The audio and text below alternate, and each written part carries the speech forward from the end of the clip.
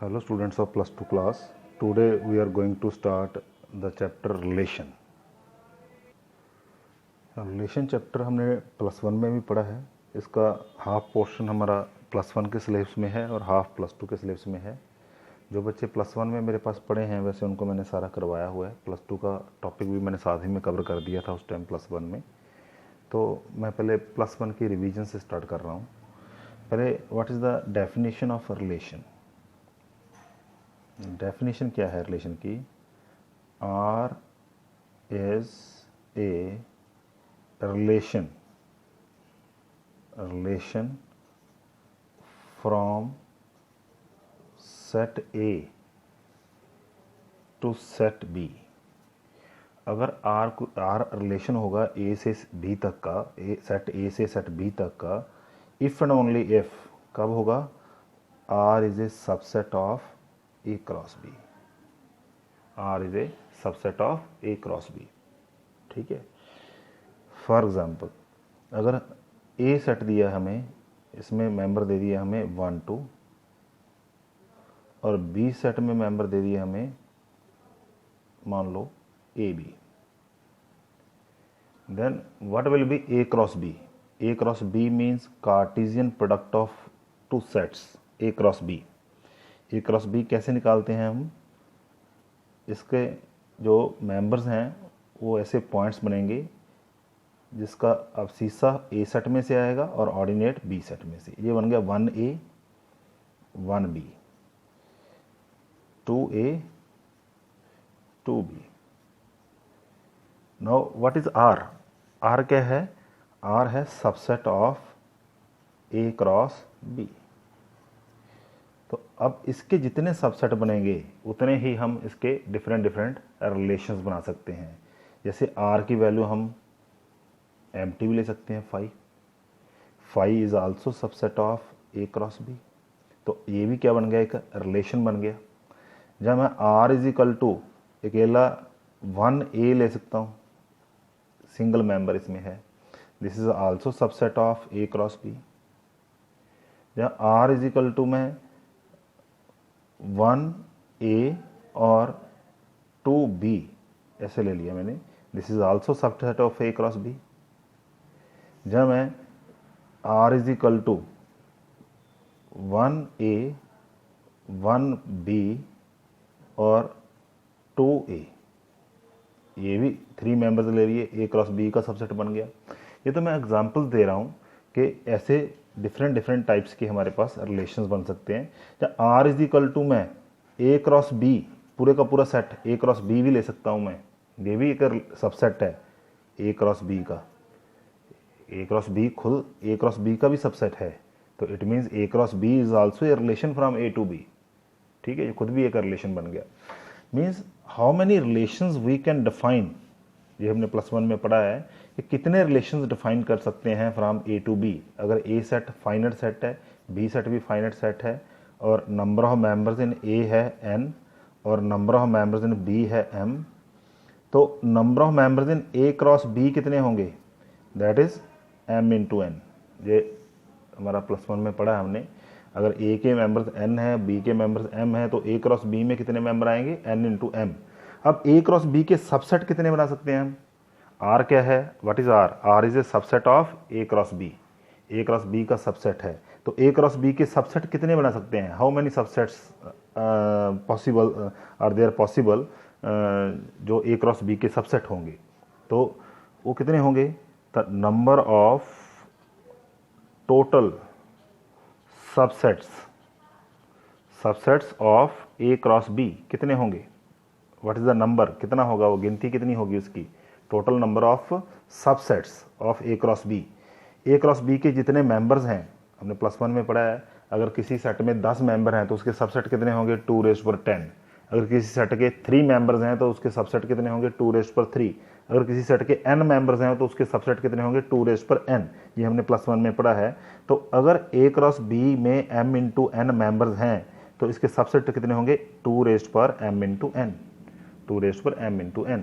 तो अगर इसके सबसेट 2⁻m इंटू n है तो total relations from A to B, कितने होंगे total relations from A to B, ये भी 2 रेज पर m इंटू एन ही होंगे। ठीक है, ये ऑब्जेक्टिव टाइप में क्वेश्चन बन जाता है कई बार, ऑब्जेक्टिव टाइप में क्वेश्चन आ जाता है कि अगर ए सेट में number of members in A 3 है और number of members in B है, how many relations we can define from A to B, that is 2 raise पर 3 इंटू 5, दैट इज 2 रेज पर 15 number of relations we can define from A to B. A से B तक के कितने relations define कर सकते हैं हम टोटल, 2 रेज पर 15। ठीक है, जैसे यहाँ पे था, इसमें ए क्रॉस बी के कितने मेंबर आ गए थे, 4 मेंबर्स आर देयर। ठीक है, तो इसमें हम ए से बी तक के कितने रिलेशन डिफाइन कर सकते हैं, 2 रेज पर 4, 2 रेज पर 4 मीन्स 16। ये +1 में मैंने आपको क्वेश्चन भी दिया था कि आप लिस्ट ऑल द रिलेशंस, है आपकी बुक में question, list all the relations from A to B. अगर ए सेट ये दिया हुआ है, बी सेट ये दिया हुआ है, then we have to make a list of all the relations from A to B. वो 16 रिलेशंस की हमने लिस्ट बनाई थी, आप अपनी +1 की कॉपी देख सकते हो। ठीक है, अब मैं एक एग्ज़ाम्पल ले रहा हूँ, उस एग्ज़ाम्पल के थ्रू आपको सारी जो ये हमारा +1 का जो टॉपिक है रिलेशन, वो मैं रिवाइज़ करवा रहा हूँ।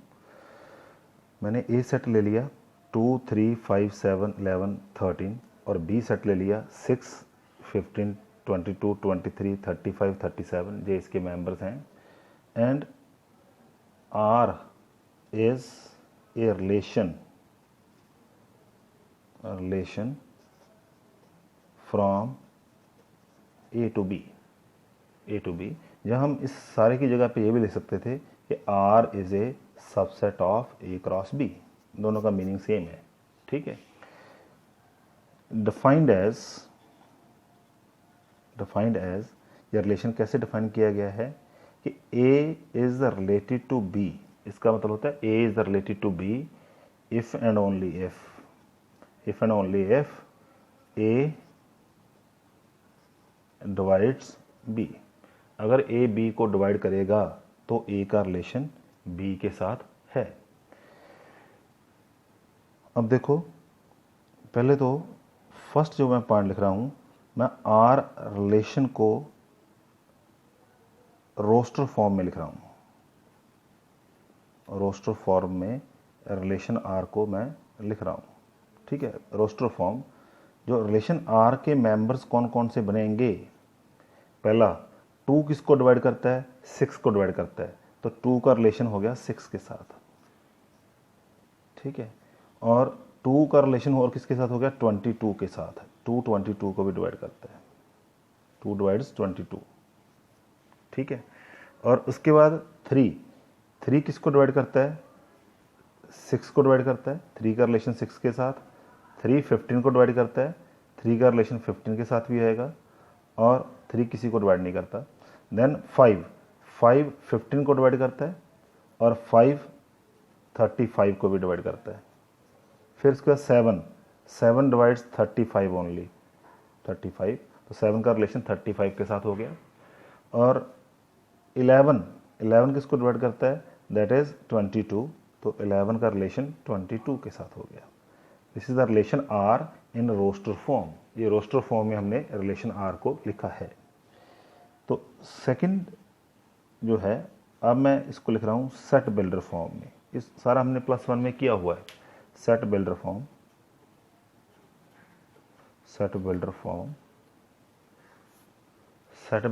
में इसमें रिलेशन R को कैसे लिखेंगे, रिलेशन R का मेंबर कौन है, एक्स वाई, और x कहाँ से लेना है हमने, A से, x मेंबर है A का, और y मेंबर है B का, और y हमने कहाँ से लेना है, B से।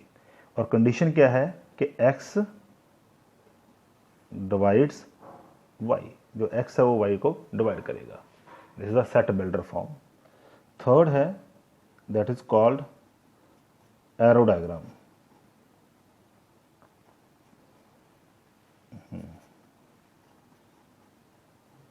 एरो डायग्राम में क्या करेंगे हम, सिंपल है, ये ए सेट लिख लिया हमने, इधर ए सेट के मेंबर लिख लिए यहाँ पे 2, 3, 5, 7, 11, 13। इधर बी सेट लिख लिया हमने, बी सेट के मेंबर लिख लिया हमने 6, 15, 22, 23, 35, 37। ठीक है, तो 2 का रिलेशन किसके साथ था? 6 के साथ, और 2 का रिलेशन किसके साथ था? 22 के साथ।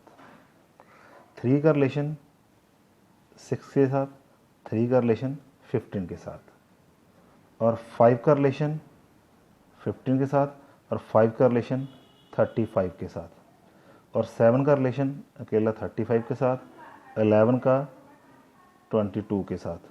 ठीक है, this is called arrow diagram, इसको हम कहते हैं एरो डायग्राम। ठीक है जी, तो अगर हम शॉर्ट फॉर्म में लिखते हैं जैसे 2 इज रिलेटेड टू 6, इसका मतलब है 2 इज रिलेटेड टू 6। जहाँ ऐसे भी लिख सकते हैं कि 2, 6 is a member of R. इन दोनों का मतलब क्या है? दोनों का मतलब है कि 2 इज रिलेटेड टू 6, दोनों का मीनिंग ये है। ठीक है, अब 2 इज नॉट रिलेटेड टू 23। अगर हमने लिखना है कि 2 इज नॉट रिलेटेड टू 23, जहाँ हम ये लिख सकते हैं कि 223 is not a member of R, ये आर का मेंबर नहीं है। तो इन दोनों का मीनिंग क्या है? इन दोनों का meaning, it means 2 is not related to 23, 2 is not related to 23 means, ये मैं आपको वैसे ही बताया कि शॉर्ट फॉर्म में हम कैसे लिखते हैं, वैसे तो आपको पता है, सारा +1 में पढ़ा है हमने। इसका मतलब होता है कि 2 इज़ रिलेटेड टू 6 मीन्स 2 का रिलेशन जो है वो 6 के साथ है। इसको हम ऐसे भी लिख सकते हैं, या 2, 6 is a member of R. Member of R means 2 का 6 के साथ रिलेशन है, तभी 2, 6 आर का मेंबर बनेगा। जैसे यहाँ पे 2, 6 आर का मेंबर बना है ये मेंबर। और 2 इज़ नॉट रिलेटेड टू 23, तो इसको हम ऐसे क्रॉस कर देते हैं, 2 इज़ नॉट रिलेटेड टू 23, या ऐसे लिख सकते हैं 223 is not a member of R. ये 2, 3, 23 जो आर का मेंबर है, 223 जो ऑर्डर पेयर है, ये इसके अंदर नहीं है। ठीक है, इसका मतलब है दोनों का कि 2 is not related to 23। Then fourth point है domain of relation R relation की डोमेन क्या होगी, इसकी मैं डेफिनेशन लिख सकते हैं हम। मैं इसको डोमेन ऑफ रिलेशन आर को शॉर्ट में ऐसे भी लिख सकते हैं। इसमें क्या होगा? इसमें मेंबर होगा x, if x y is a member of R. तो इसकी जगह पे क्या लिख सकते थे? If x is related to Y.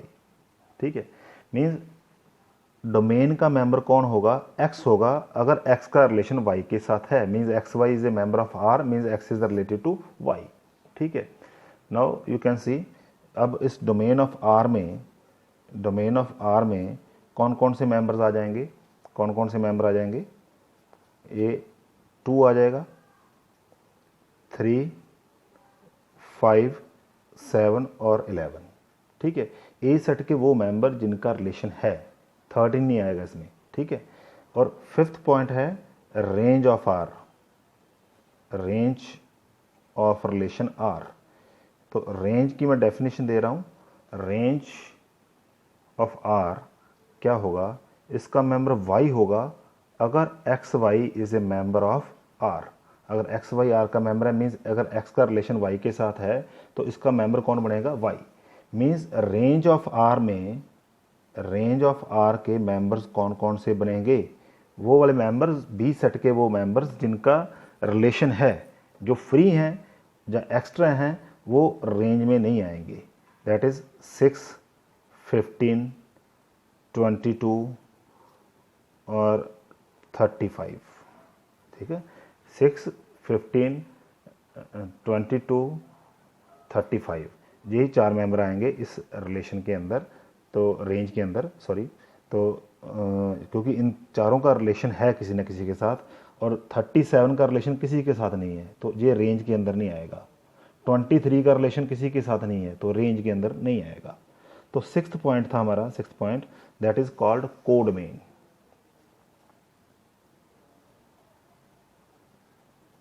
कोडमेन पढ़ा था हमने। तो कोडमेन क्या होता है? The if R is a relation from A to B। अगर रिलेशन A to B है तो then set B is called codomain. तो सेट B को क्या कहेंगे हम? कोडोमेन कहेंगे। Set B is called codomain. अगर R रिलेशन A से B तक का है then complete B set is called codomain. तो इस एग्जांपल में जो हमने ली है इसमें कोडोमेन कौन सी आ गई? Complete B set. Complete B set means 6, 15, 22, 23, 35, 37 means इसमें हमने ये मेंबर्स भी इंक्लूड कर ले। कौन से? 23 और 37। ठीक है। और यू कैन सी रेंज, जो रेंज है that is always subset of कोडमेन। जो रेंज होगा वो हमेशा कोडमेन का सबसेट होगा। ठीक है जी। इसके बाद हम बात कर रहे हैं इनवर्स रिलेशन की।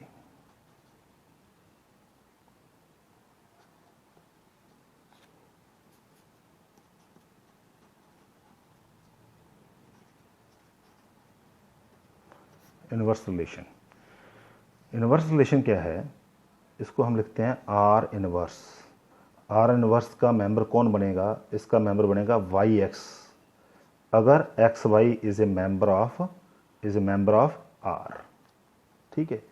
मीन्स आर इनवर्स जो होगा वो रिलेशन बन जाएगा बी से ए तक का, that is a subset of B cross A. वो बी क्रॉस ए का सबसेट बन जाएगा। ठीक है। तो अगर हमने इसी एग्जांपल के अंदर आर इनवर्स निकालना हो तो कैसे निकालेंगे? अब पहला मेंबर क्या था आर का? 2, 6। तो इसका मेंबर कौन सा बन जाएगा? 6, 2। अबसीसा ऑर्डिनेट हो जाएगा, ऑर्डिनेट है जो वो अबसीसा बन जाएगा। फिर इसका सेकंड मेंबर कौन सा बन जाएगा? 22, 2। थर्ड मेंबर कौन सा बन जाएगा इसका? 3, 6 था वो 6, 3 बन जाएगा। और जो 3, 15 था वो 15, 3 बन जाएगा। और जो 5, 15 था वो 15, 5 बन जाएगा। और फिर 35, 5, फिर 35 का रिलेशन 7 के साथ, फिर 22 का रिलेशन 11 के साथ। This is the are inverse relation. ठीक है। और आप ये भी कह सकते हो जो डोमेन ऑफ आर इनवर्स बनेगी, आर इनवर्स की डोमेन कौन सी बन गई? अब जो रेंज ऑफ आर थी, जो रेंज ऑफ आर थी। और रेंज ऑफ आर इनवर्स क्या बनेगी? जो डोमेन ऑफ आर थी। मीन्स दोनों इंटरचेंज हो गए। जो रेंज था वो डोमेन बन गया, जो डोमेन था वो रेंज बन गया। ठीक है। और जो अबसीसा था वो ऑर्डिनेट बन गया, जो ऑर्डिनेट था वो अबसीसा बन गया। ठीक है। ये था +1 का टॉपिक जो हमने डिस्कस किया है। एक और था कि relation on a set, relation on a set on a set means अगर कोई रिलेशन आर से आर रिलेशन ए से ए तक है। मान लो कि आर एक रिलेशन है जो ए से ए तक है, मीन्स ए क्रॉस ए का सबसेट है। ठीक है। उसका डोमेन और रेंज दोनों ए में से आ रही है। ठीक है। Then we say R is the relation from A to A. Then we can say R is the relation on a single set A. Relation on a set का मतलब क्या हो गया? अभी एक ही सेट के ऊपर रिलेशन है, मीन्स उसकी डोमेन और रेंज दोनों ए सेट में से आ रहे हैं। Then R is a subset of A cross A. ठीक है। यहाँ तक था हमारा टॉपिक जो था +1 का टॉपिक मैंने डिस्कस किया है। आई होप कि आपको ये समझ आया होगा। Now we will start the topic of +2 that is types of relations.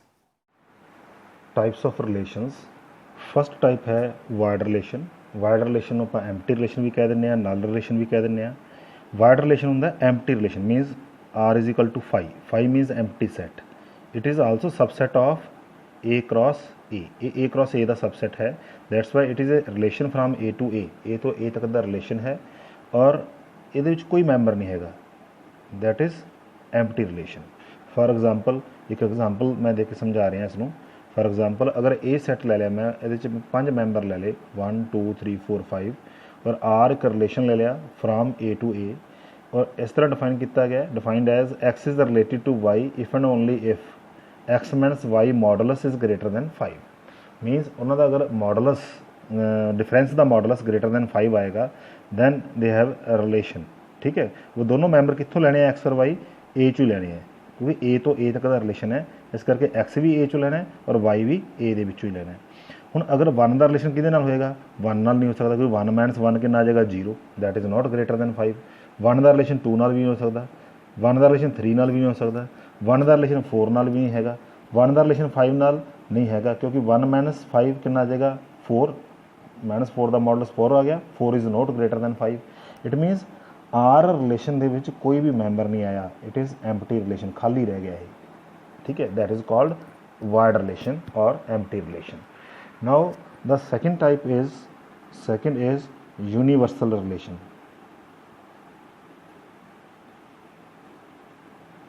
Universal relation केड़ा हुंदा जी, अगर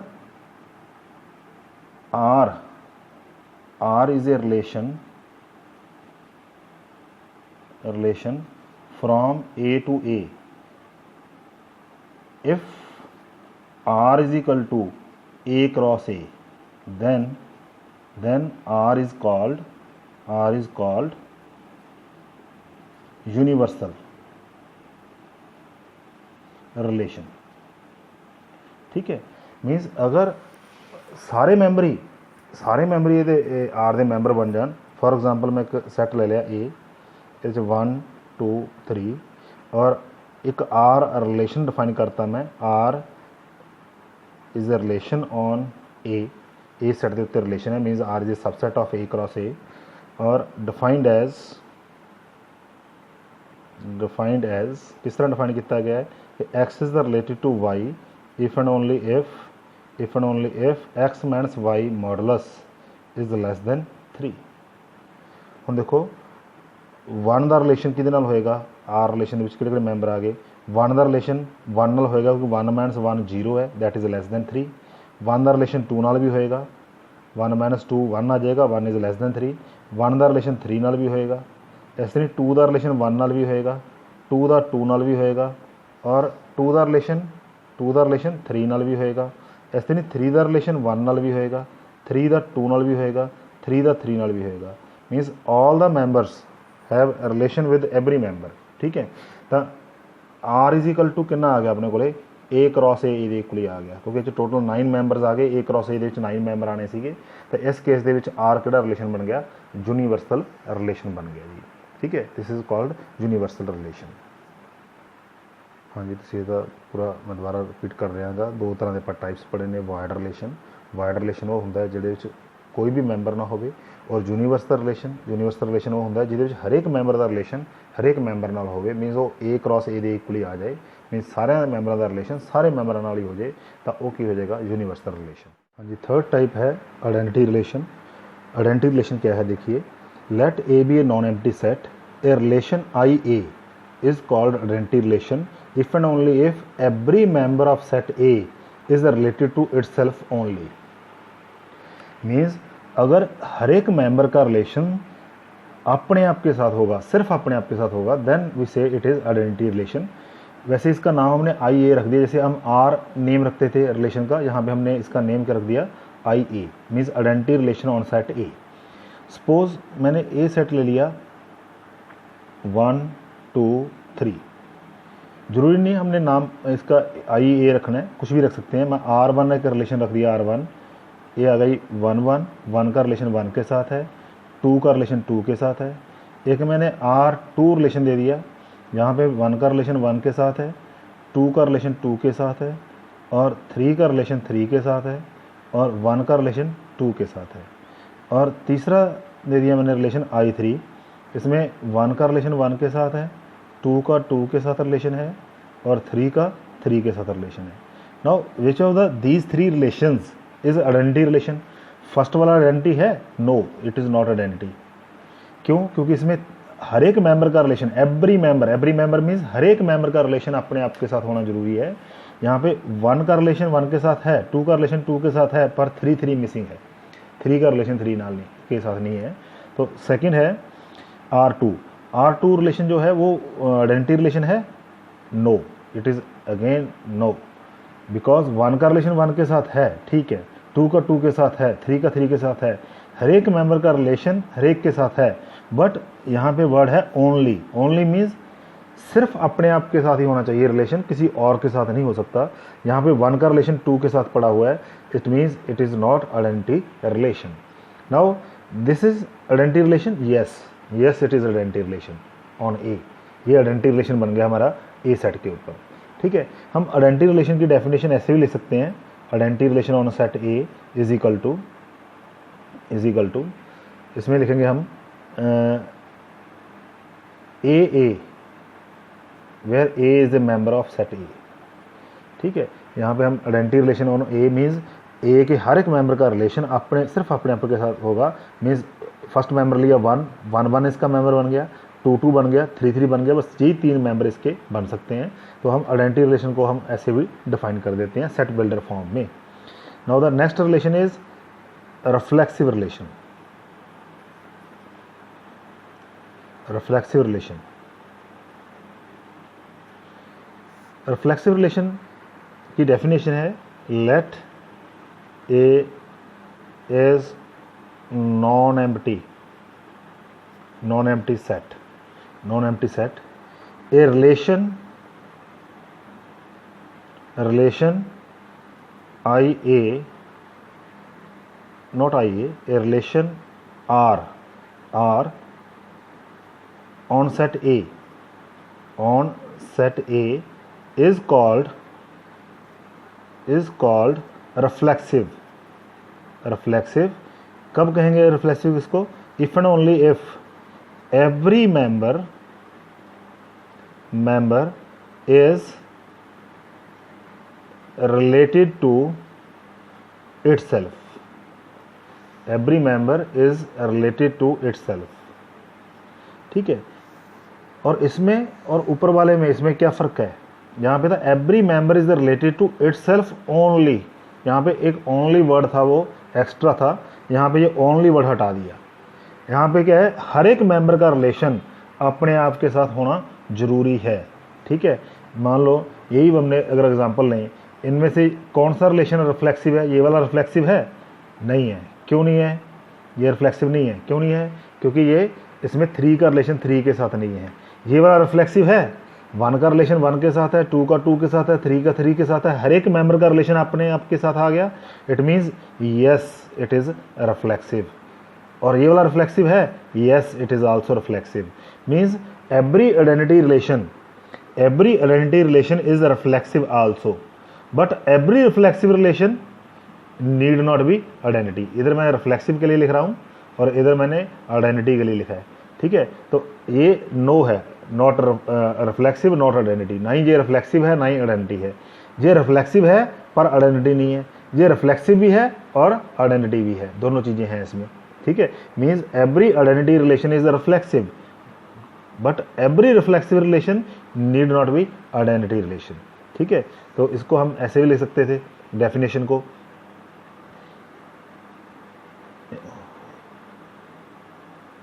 for all A belonging to A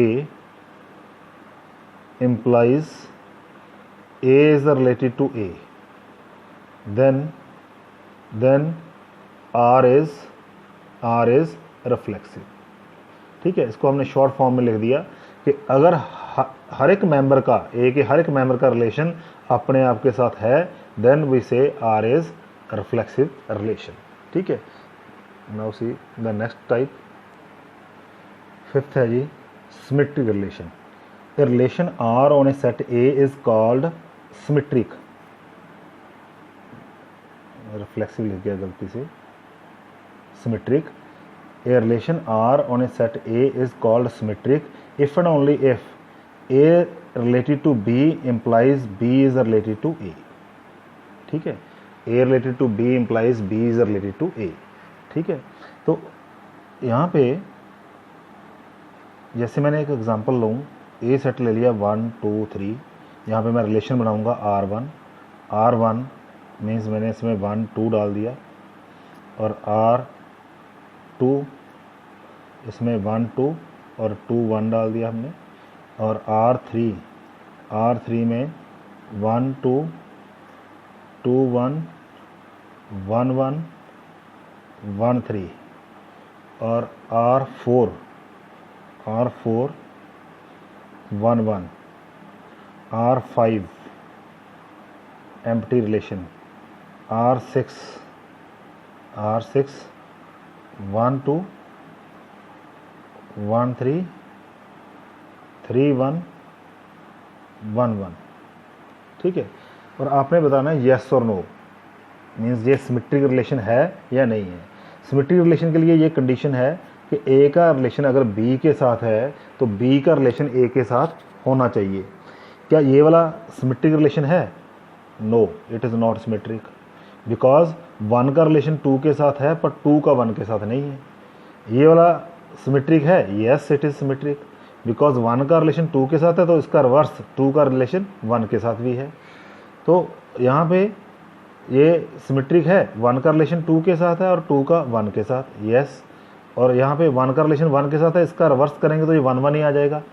1 का 3 के साथ है पर 3 का 1 के साथ नहीं है, तो it is not symmetric.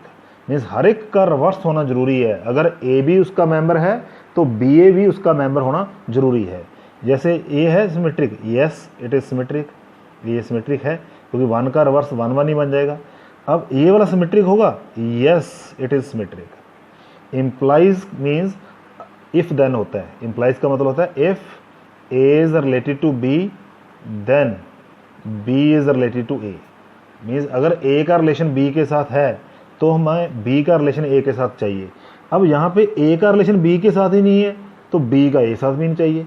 Means अगर यहाँ पे इफ वाली कंडीशन हमारी सेटिस्फाई नहीं हो रही है then we say it is true, ठीक है। तो ये हमारा क्या बन गया, रिलेशन जो है ये सिमेट्रिक बन गया। और R6 1 का रिलेशन 2 के साथ है, 1 का रिलेशन 2 के साथ है, यस, पर 2 का 1 के साथ नहीं है। 1 का 3 के साथ है, 3 1 है, 1 1 का रिवर्स 1 1 आ गया, पर इसका रिवर्स नहीं पड़ा हमारे पास। 1 का रिलेशन 2 के साथ है पर 2 का 1 के साथ नहीं है, that's why no it is not symmetric relation. Now the next is 6th है जी, ट्रांजिटिव रिलेशन। ट्रांजिटिव रिलेशन क्या है? A relation on a set A is called transitive if and only if A is related to B and B is related to C implies A is related to C। Means अगर A का relation B के साथ है और B का relation C के साथ है और A का रिलेशन C के साथ बन जाए, मीन्स A का रिलेशन B के साथ है, B का C के साथ है और A का रिलेशन C के साथ बन जाए, then we say it is transitive relation. अगर ये कंडीशन ट्रू होगी then it is transitive relation. For example मैंने कुछ यहाँ पे एग्जांपल बनाई है। जैसे मैंने ए सेट ले लिया जिसमें 3 मेंबर हैं 1 2 3, ठीक है, और R1 रिलेशन, क्या ये ट्रांजिटिव है? अगर 1 का रिलेशन देखो किसके साथ है, 2 के साथ, और 2 का आगे किसके साथ है, 3 के साथ। क्या 1 का 3 के साथ है? नहीं है, एब्सेंट है, that's why it is not transitive, ये ट्रांजिटिव नहीं है। अब सेकंड वाला देखो, सेकंड में क्या है, अब 1 का 1 के साथ है, आगे 1 का 2 के साथ है, मीन्स 1 का 1 के साथ, 1 का आगे 2 के साथ, तो 1 का 2 के साथ है, यस है। अब देखो 1 is related to 2 and 2 is related to 1। 1 का रिलेशन 2 के साथ है और 2 का रिलेशन 1 के साथ है। क्या 1 का रिलेशन 1 के साथ है? यस। फिर देखो 2 का रिलेशन 1 के साथ है, यस, 2 का रिलेशन 1 के साथ है, और 1 का 2 के साथ है, आगे 1 का 2 के साथ भी है। क्या 2 का रिलेशन 2 के साथ प्रेजेंट है इसमें? 2 का रिलेशन 2 के साथ इसमें है नहीं, it means that's why no it is not transitive. अगर एक भी कंडीशन फॉल्स होगी, यहाँ पे एक कंडीशन फॉल्स हुई थी, ये ट्रू था, ये ट्रू था, आगे ये भी ट्रू है कि 2 का रिलेशन 1 के साथ है और 1 का आगे 3 के साथ है, तो 2 का 3 के साथ भी है, ये भी ट्रू है, ये भी ट्रू है, ये भी ट्रू है। सिर्फ एक कंडीशन फॉल्स होने से इसको हम फॉल्स कहेंगे, ठीक है, it means it is not transitive. अब देखो यहाँ पे 1 का 1 के साथ, 1 का 2 के साथ, 2 का 1 के साथ, means 1 is related to 2, 2 is related to 1, 1 is related to 1 है, यस है। फिर ये दोबारा से मैं 1 1 लिख गया, तो यहाँ पे देखो अगर 2 का रिलेशन 1 के साथ है और 1 का आगे 2 के साथ है, तो 2 का अगर 2 के साथ हम यहाँ पे लिखेंगे, मीन्स यहाँ पे मैं 1 1 की जगह पे 2 2 इसमें मेंबर डाल दूँ, 2 का रिलेशन 2 के साथ बन जाएगा, then it is yes, it is transitive, ये ट्रांजिटिव हो जाएगा। ठीक है, ऐसी 1 का रिलेशन 2 के साथ, 2 का 1 के साथ, क्या 1 का 1 के साथ है? Yes, it is transitive. अब यहाँ पे 2 का 1 के साथ और 1 का आगे 2 के साथ, 2 का 2 के साथ है, यस इट इज़ ट्रांजिटिव। ये कंडीशन ट्रांजिटिव वाली ये यस होगी, ये भी यस होगी। मीन्स सारे हमारे पास मीन्स ये कंडीशन ट्रू हो रही है सभी के लिए कि ए का बी के साथ, बी का सी के साथ, तो ए का सी के साथ बन रहा है, तो that's why it is yes, it is transitive, ये भी ट्रांजिटिव होएगा। तो अब 5th वाला देखो, ये ट्रांजिटिव है। 1 का 2 के साथ रिलेशन है पर 2 का आगे किसी के साथ नहीं है। 1 का 3 के साथ है पर 3 का आगे किसी के साथ नहीं है। मीन्स यहाँ पे इफ़ वाली कंडीशन ट्रू नहीं हो रही है हमारी। इम्प्लाइज क्या होता है, हमने पहले भी बताया है सिमेट्रिक में, इम्प्लाइज का मीनिंग क्या होता है? If then, means if this condition is true then it should be true. ठीक है, अगर ये कंडीशन ट्रू है तो ये ट्रू होना लाजमी है हमारे पास, तब ये ट्रांजिटिव बनेगा। अब अगर इफ़ वाली कंडीशन ही एब्सेंट है then we say it is yes transitive. Means अगर इफ़ वाली कंडीशन एब्सेंट है then we say it is transitive. ठीक है, अब 6th में देखिए, 1 का रिलेशन 1 के साथ है, 1 का 2 के साथ है और 2 का 3 के साथ। 1 का 2 के साथ, 2 का 3 के साथ, क्या 1 का 3 के साथ है? यस है। अब 2 का 3 के साथ है, 3 का आगे किसी के साथ नहीं है, इफ़ वाली कंडीशन नहीं बन रही। अब 1 का 3 के साथ है, 3 का आगे किसी के साथ नहीं है, तो इफ़ वाली कंडीशन इस यहाँ पे भी नहीं बन रही। मीन्स इसमें सभी एक ही कंडीशन बनी है हमारे पास, जो इफ़ देन वाली बनी है, वहाँ पे देन कंडीशन प्रेजेंट है। मीन्स 1 का 2 के साथ, 2 का 3 के साथ, ये इफ़ कंडीशन होगी। देन क्या हो गया? 1 इज़ रिलेटेड टू 3, मीन्स ये क्या हो गया? दैट इज़ ट्रांजिटिव, ये ट्रांजिटिव बन गया, यस इट इज़ ट्रांजिटिव। ठीक है, तो ये था ट्रांजिटिव रिलेशन। नेक्स्ट है anti symmetric relation. Anti symmetric relation, anti symmetric relation क्या है ये देखो, a relation R on a set A is called anti symmetric relation if and only if A is related to B and B is related to A. अगर A का relation B के साथ है तो और बी का relation ए के साथ है तो ए और बी क्या होंगे? इक्वल होंगे। मीन्स किसी रिलेशन का रिवर्स, मीन्स ए का रिलेशन बी के साथ और बी का ए के साथ तभी हो सकता है अगर ए और बी इक्वल हैं। ठीक है, इन अदर वर्ड्स मीन्स अगर ए और बी डिफरेंट हैं, अगर ए और बी डिफरेंट हैं तो उसका रिवर्स नहीं होना चाहिए उस रिलेशन में। फॉर एग्जांपल देके क्लियर होगा आपको। जैसे ए सेट ले लिया हमने 1 2 3, इसमें 1 का रिलेशन 1 के साथ है, 2 का 2 के साथ है। ठीक है, तो अब अगर ए का रिलेशन बी के साथ है, 1 ए है और 1 बी है, और बी का ए के साथ भी है, तो 1 और 1 इक्वल हैं। मीन्स इक्वल नंबर्स का रिवर्स हो सकता है। यहाँ पे ये सिमेट्रिक भी है और एंटी सिमेट्रिक, दोनों चीज़ें हैं इसमें। ये एंटी सिमेट्रिक भी है, एंटी सिमेट्रिक भी है और ये सिमेट्रिक भी है, दोनों चीज़ें आ गई इसमें।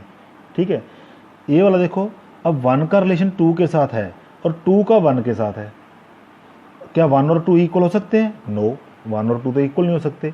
इसका मतलब ये था अगर ए का रिलेशन बी के साथ है और बी का ए के साथ है तो ए और बी इक्वल होने चाहिए। ठीक है, मीन्स रिवर्स तभी एग्जिस्ट कर सकता है अगर वो दोनों नंबर सेम है, ए और बी। ठीक है, अब यहाँ पे 1 का रिलेशन 2 के साथ है, 2 का 1 के साथ है, पर 1 और 2 तो इक्वल नहीं हो सकते। That's why not anti symmetric, ये एंटी सिमेट्रिक नहीं है, but it is symmetric. Symmetric है ये। सिमेट्रिक क्यों है? क्योंकि हर एक का रिवर्स पड़ा हुआ है, 1 का 2 के साथ, 2 का 1 के साथ, 1 का 1 का रिवर्स 1 और 1 नहीं आ जाएगा। ऐसे ही यहाँ पे देखो, 1 का 2 के साथ है, 2 का 1 के साथ है, 1 और 2 तो इक्वल नहीं हो सकते। It means not anti symmetric, ये एंटी सिमेट्रिक नहीं है, बट इट इज़ सिमेट्रिक। क्या सिमेट्रिक है ये? No, it is not symmetric, symmetric भी नहीं है। क्यों सिमेट्रिक नहीं है ये? सिमेट्रिक क्यों नहीं है? ये 1 3 इसको सिमेट्रिक नहीं बनने दे रहा। सिमेट्रिक क्यों नहीं बनने दे रहा? क्योंकि 1 का रिलेशन 3 के साथ है पर 3 का 1 के साथ एब्सेंट है, इसलिए ये सिमेट्रिक भी नहीं बनेगा। और 4th वाला जी, ये एंटी सिमेट्रिक है, ये इफ़ वाली कंडीशन ही एब्सेंट है। अगर इफ़ वाली कंडीशन जो है ये एब्सेंट हो जाए then yes it is symmetric and anti symmetric both, दोनों चीज़ें होगी इसमें।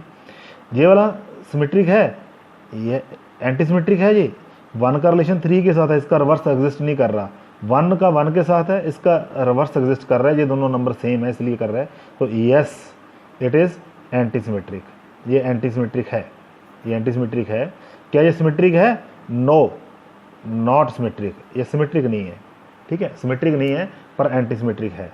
ये वाला यस ये एंटी सिमेट्रिक है, यस इट एंटी सिमेट्रिक, ये एंटी सिमेट्रिक है, एंटी सिमेट्रिक, ठीक है। क्या ये सिमेट्रिक है? नॉट, नॉट सिमेट्रिक, सिमेट्रिक नहीं है।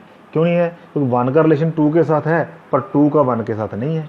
ऐसे 1 का 3 के साथ, 3 का 1 के साथ, 1 और 3 तो इक्वल नहीं हो सकते, that's why no, not anti symmetric, ये एंटी सिमेट्रिक नहीं है।